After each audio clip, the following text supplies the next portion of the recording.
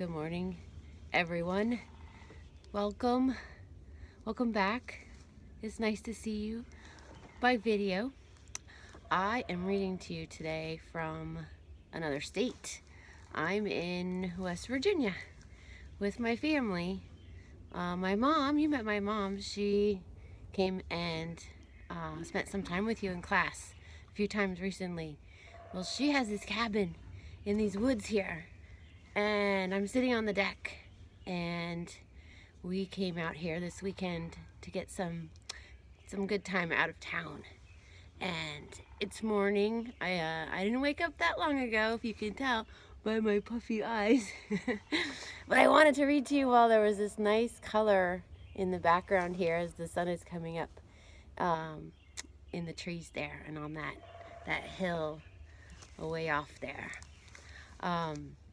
If you want to, you could have your family help you look up where in West Virginia is the state, and the little tiny town is called Hedgesville, Hedgesville, Hedgesville, West Virginia, in the woods outside of that little town. Okay, so in the woods here, I wanted to read to you the legend of the Indian paintbrush. Now this story is going to, it's going to teach us something. So let's keep that in mind, and I'll ask you when we're done, what is this story teaching us? Let me get a little closer. Okay. The legend of the Indian paintbrush. Many years ago, when the people traveled the plains, so we know it's a Plains Indian story, and lived in a circle of teepees. The circle of teepees. We made a circle of teepees in class right before our break. That was fun. There was a boy who was smaller than the rest of the children in the tribe. No matter how hard he tried, he couldn't keep up with the other boys, who were always riding and running, shooting their bows and wrestling to prove their strength. Sometimes his mother and father worried for him.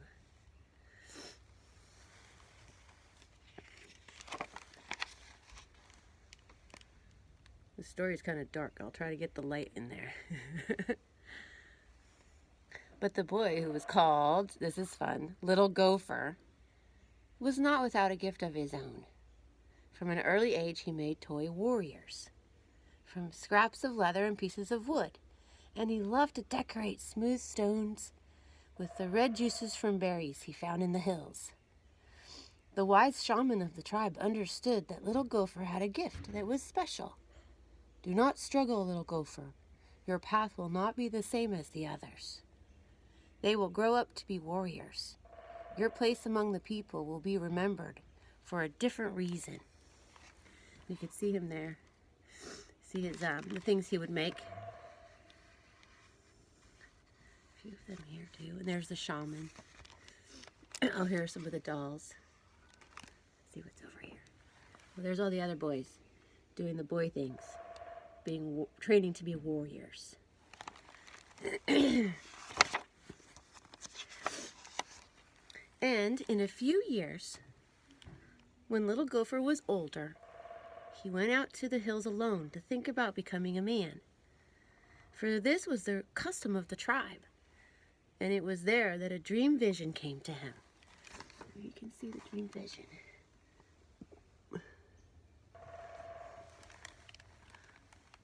The sky filled with clouds, and out of them came a young maiden and an old grandfather, and she carried a rolled-up animal skin, and he carried a brush made of fine animal hairs and pots of paints. They're not holding them right there.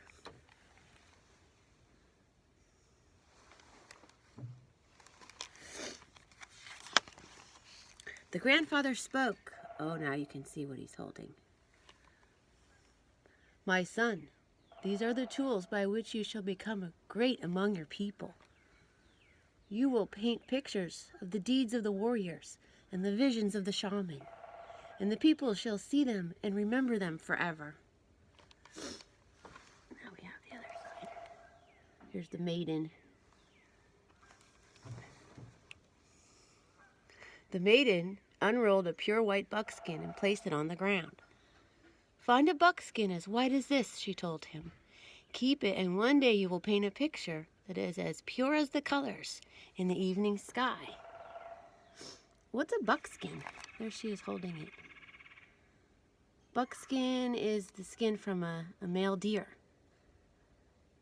They would use it like the Indians used everything from the animal, even the skin.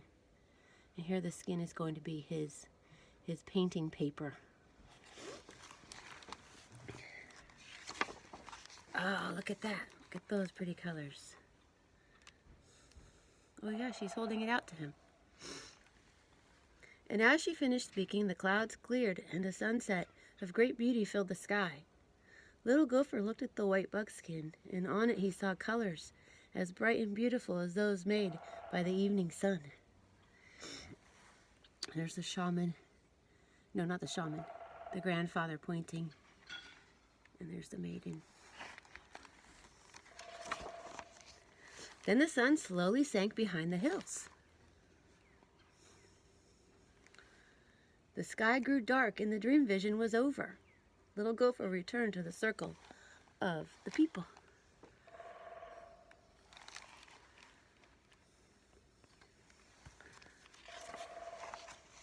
The next day, he began to make soft brushes from the hairs of different animals. Oh, there he is with his skin. And stiff brushes from the hair of the horses' tails. He gathered berries and flowers and rocks of different colors and crushed them to make his paints. He collected the skins of animals, which the warriors brought home from their hunts.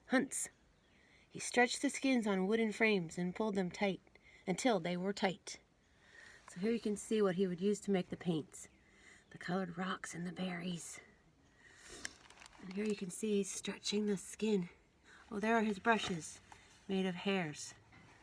I thought it was neat that he made soft brushes from the hairs of different animals and stiff brushes from the hair of the horses' tails.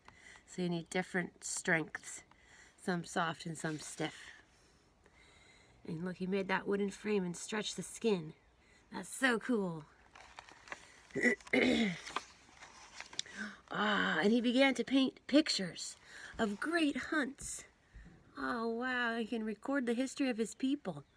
There they are, telling the story of a great hunt they want to remember for always, for all time. What else is he going to paint?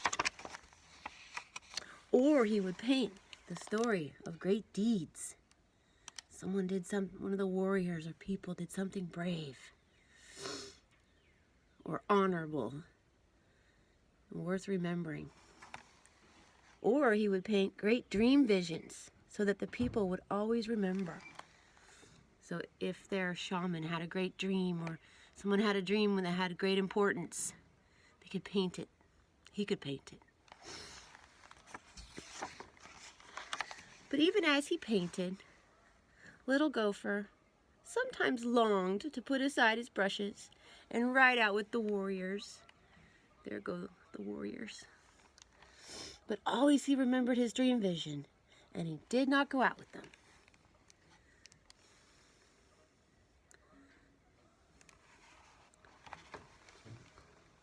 They are going out.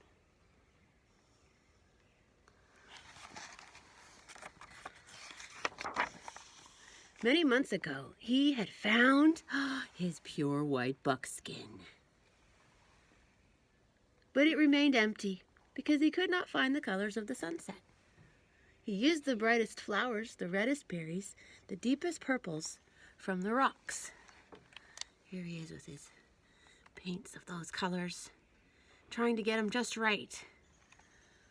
And still his paintings never satisfied him, and they looked dull and dark and not as beautiful as what he hoped or dreamed or saw. Didn't match what he experienced. He began to go to the top of a hill each evening and look at the colors that filled the sky, to try and understand how to make them. He longed to share the beauty of his dream vision with the people.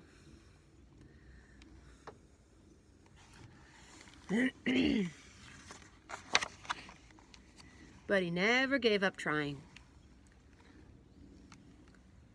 And every morning when he awoke, he took out his brushes and his pots of paints and created the stories of the people with the tools he had. I like that part where it says he never gave up. That's something we talk about in class. Staying with something important, or that you've been asked, or that you know is worth trying. Let's look at his body. See how he looks like a young man there. And here, more like a boy, right? And here, I think he looks even younger. Oh, hi, kitty. Yeah, see my cat? Hi, kitty. Here he looks even younger. So he's growing up. There, to there, to, whoop, to there. It's taking him many years to get his dream vision painted. One night as he lay awake, he heard a voice calling to him. Because you have been faithful to the people and true to your gift, you shall find the colors you are seeking. Tomorrow, take the white buckskin and go to the place where you watch the sun in the evening. There on the ground you will find what you need. Oh, I like how he put it there. That's better. Because you have been faithful and true to your gift. He'd been given a gift. Nah, he wasn't gifted in the way the other young boys were who would grow up to be warriors. He was gifted with the artist's ability. And I admire that. I don't have that. And when I see it, it means a lot to me to admire someone who has that. Some of you have it a lot better than I do. The next evening, as the sun began to go down, Little Gopher put aside his brushes and went to the top of the hill, as the colors of the sunset spread across the sky. And there on the ground, all around him, were brushes filled with paint. Hey, look what was waiting for him. That's awesome. You're going to ask yourself now, is this true? Does this really happen? Finding paintbrushes sticking out of the ground. Each one was the color of the colors of the sunset. Little Gopher began to paint quickly and surely, using one brush and then another. And as the colors of the sky began to fade, you see him there? Oh yeah, look, the sun's going down, and there's that last bit here, the purple showing. Little Gopher gazed at the white buckskin, and he was happy. He had found the colors of the sunset. He carried his painting down to the circle of the people, leaving the brushes on the hillside. They're all used. Here he is, going down to the people.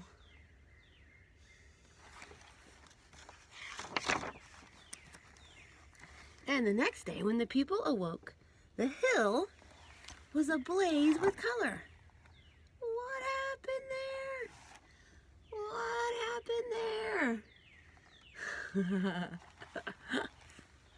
For the brushes had taken root in the earth and multiplied into plants of brilliant reds, oranges, and yellows. And every spring from that time, the hills and meadows, they burst into bloom. Wait, did it say spring? Yes, every spring. Like what we're experiencing now. They burst into bloom.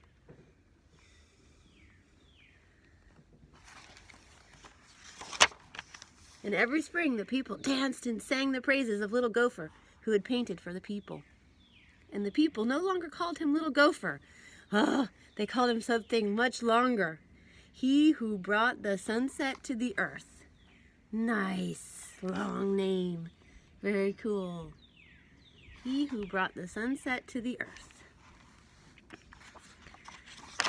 The end. And there really is a flower called Indian Paintbrush. And it blooms throughout Wyoming and Texas in the high plains.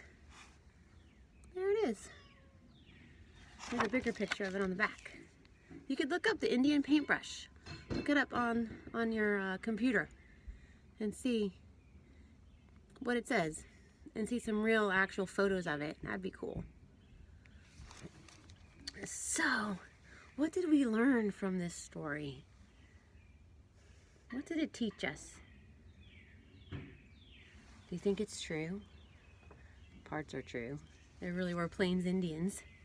They really did train to be warriors and use buckskin as painter's canvas. A lot of it could have been true. I don't know about the part where the paintbrushes turn into flowers. Alright, so it teaches us, I think. You tell me the things you think, and I'd love to hear.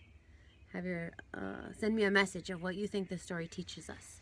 One thing I like that it teaches me, it reminds me of how God made us all different. And we all have different strengths. We all have different weaknesses, right? We talk about that in class too, and how to help each other, but also admire each other's strengths. And not everyone has the same things that they're good at. But God's given you gifts, and they're special, and He wants you to use them and share them with the world. So think about, what are your gifts? And how can you share them with the people in your life? All right. Well, that's all for this West Virginia morning. And I will read to you again soon. And yeah, have a great day. Bye.